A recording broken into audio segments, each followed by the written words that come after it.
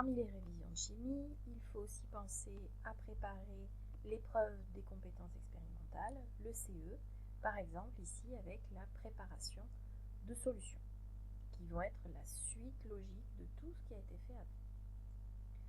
Alors, préparer des solutions en chimie, c'est les préparer de deux façons différentes. Soit on a le solide, espèce pure, qu'il va falloir dissoudre dans un solvant qui souvent est de l'eau, ou alors on a déjà l'espèce chimique en solution, dans l'eau aussi, et il va falloir diluer cette solution. Donc, pour procéder par dissolution, le protocole qui est à apprendre, à savoir réécrire, à savoir adapter à la situation, se trouve ici. Pour l'autre technique, la dilution, même chose, on travaille à partir d'une solution mère très concentrée que l'on va diluer, protocole là aussi à connaître et à adapter à la situation. Donc dans ces deux protocoles, petit rappel pour pouvoir s'adapter justement à la demande qui est faite. Alors premier exemple, on va travailler par dissolution. Il faut savoir rédiger avec toute la précision possible sur les volumes et les masses à utiliser le protocole permettant de préparer par dissolution un volume de 100 ml d'une solution de glucose, formule brute. Rapidement, on peut calculer sa masse molaire qui vaut 180 g par mol. Et on vous donne aussi la concentration, 0,05 mol par litre. Donc, si on revient à sa fiche méthode, à partir de là, il faut savoir adapter son protocole. Donc, première chose à faire, il va falloir calculer la masse de ce glucose à prélever, puisqu'on va certes broyer le solide s'il y en a besoin, tarer la balance, mais là, il faut prélever une masse. Donc, il faut savoir quelle est la valeur de cette masse. Donc, pour ça, masse de glucose, C fois V fois grand M, les 0,05 mol par litre. Attention, les 100 ml à convertir en litres, 0,100. Et je vous avais dit la masse molaire du glucose, 180. Ce qui fait une masse à prélever de 0,9 g. Donc, maintenant que l'on a la masse exacte ici, on va pouvoir adapter notre protocole. Transvaser dans la fiole jaugée de volume V. Cette fois-ci, on sait que le volume V, ça sera 100 ml. Donc, on a tout ce qu'il faut dans notre matériel. On adapte et on réécrit son protocole. On peut à la limite se passer de la première ligne. Par contre, tarer la balance, prélever 0,9 g de glucose, on a remplacé ici, on s'est adapté. Transvaser dans la fiole 200 ml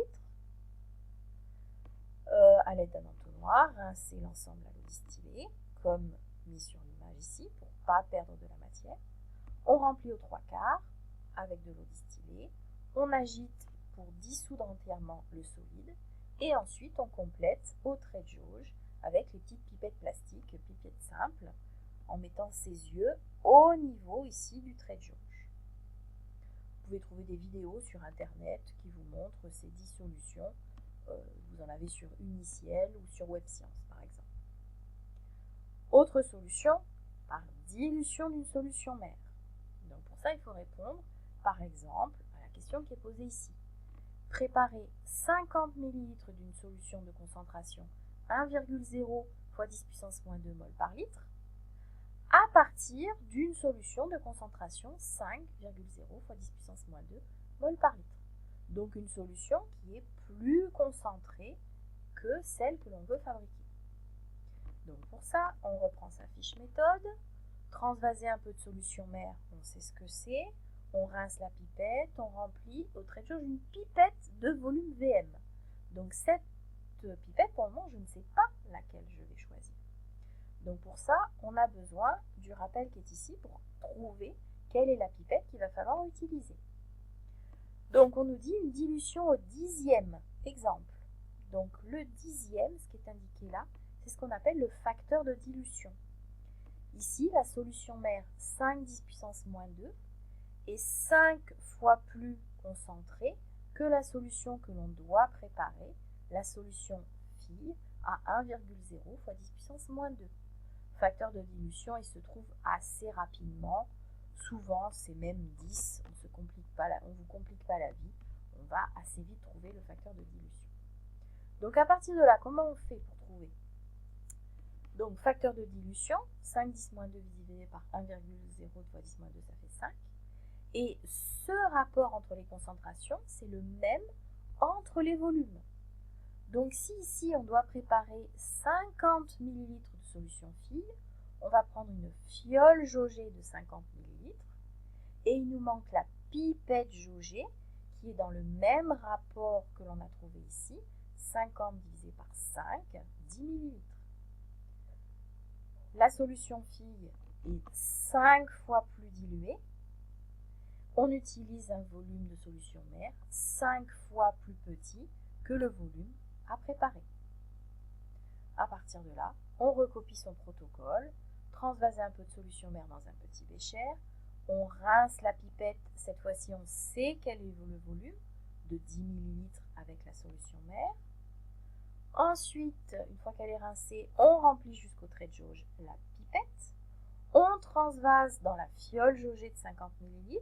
On fait bien attention ici que le verre de la pipette touche le verre de la fiole pour tout faire tomber. Ensuite, on remplit aux 3/4 avec de l'eau distillée. On homogénéise en agitant. Et enfin, on complète au trait de jauge à la pipette simple. Dernière façon de faire, on nous donne déjà le facteur de dilution. Rédiger le protocole permettant de préparer 20 ml au 20e de la solution mère. Donc, si on reprend ici, on a directement le 1/10 qui nous est donné là, qui voulait dire que pour une pipette de 10, j'aurai une fiole jaugée de 100. Donc ici, ce n'est pas un 10e, mais c'est un 20e.